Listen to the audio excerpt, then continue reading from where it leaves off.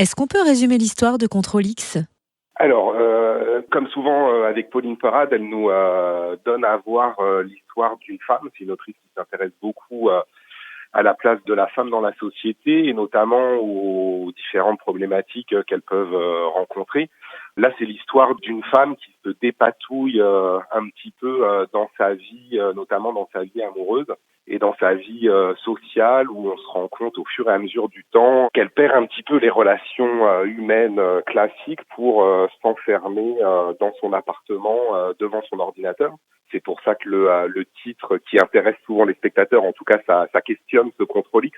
C'est un raccourci clavier qui permet de couper un bout des textes.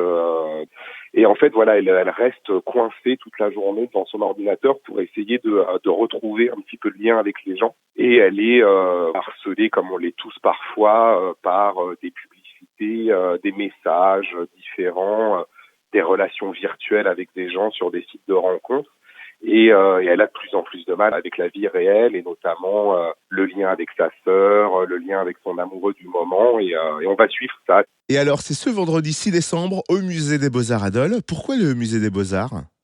Alors on est partenaire avec le Musée des Beaux-Arts de Dole depuis longtemps. On organise très souvent avec Amélie Lavin, la directrice du musée, des apérimusées communs.